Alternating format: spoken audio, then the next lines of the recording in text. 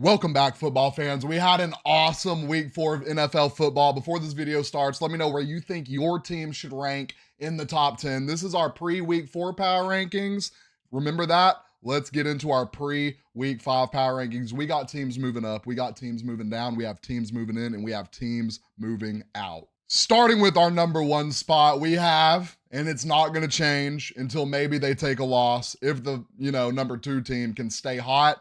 We have the Kansas City Chiefs. Massive loss, I know, in the wide receiver core. Rashee Rice probably tore his ACL. Patrick Mahomes threw a pick, had to sacrifice him to get it back. Super unfortunate.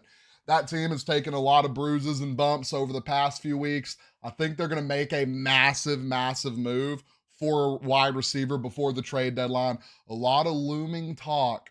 Davante Adams could be on the move. Amari Cooper would be a very small cap hit to the Cleveland Browns. You got guys like Deontay Johnson isn't going to re-sign with the Panthers. Last year of his deal. Might want to move him and get something for it. Adam Thielen. I mean, there's just a lot of guys I think that the Chiefs can go get and be very successful with. They can also just be very successful with what they have. Chiefs at number 1. Oh, by the way, Kareem Hunt is back, baby. If you picked Kareem Hunt up in fantasy football pre this week, let me know down in the comments because I'm a proud Kareem Hunt owner.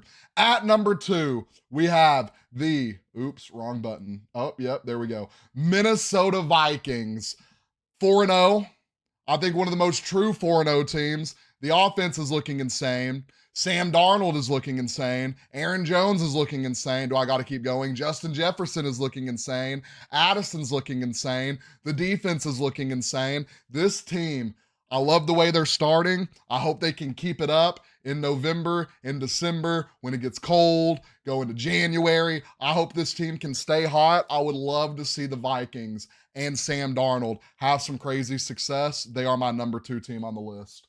At number 3, we have a team that kind of fell in our rankings the last few weeks, right?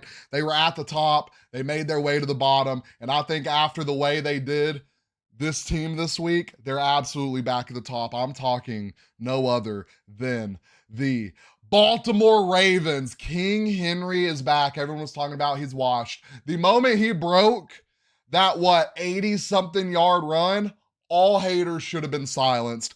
King Henry is here. Lamar is here. They're getting the pass game going a little bit, which is opening up the run game more. It is looking like they are getting things together in Baltimore. That is why they are my number 3 team.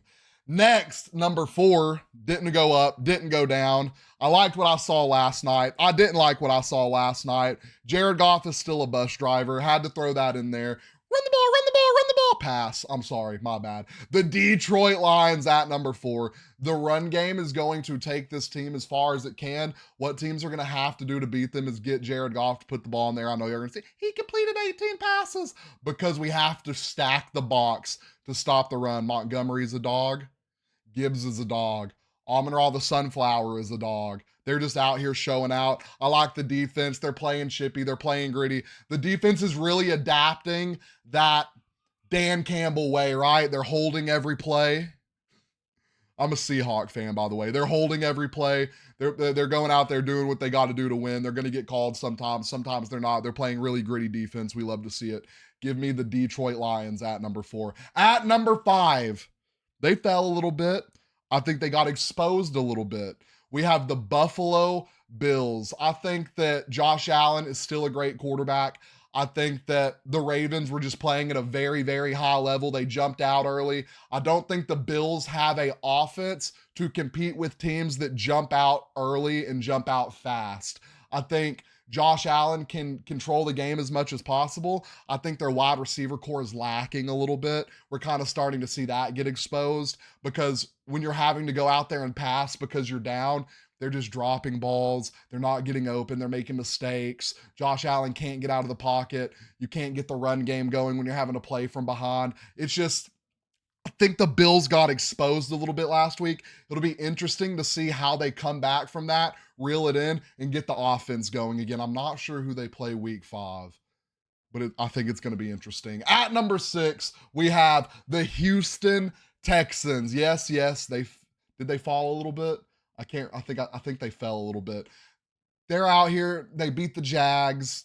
Congratulations, the 0-3 Jags. You beat them by 4. I guess it was a division game. I guess you can give them that. The wide receiver core is looking okay. They're missing Joe Mixon. The defense is all right.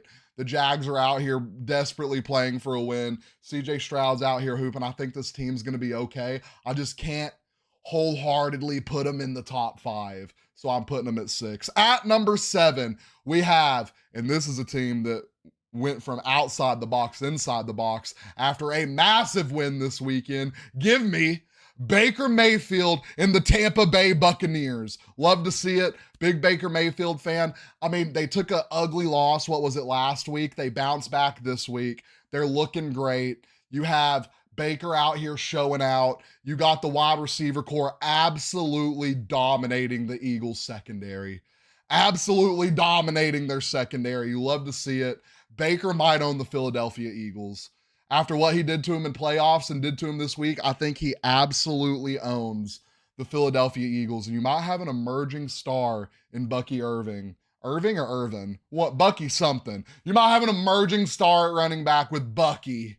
And Rachaad White kind of, could be, they're going to be a good 50-50 duo. They're going to be a good 50-50 duo in the backfield. I think they're getting their run game going. The pass game was cooking. Baker Mayfield's cooking. The defense is doing what they need to do. I love to see it. Tampa Bay at 7. At number 8, I can't remember if they moved up or moved down.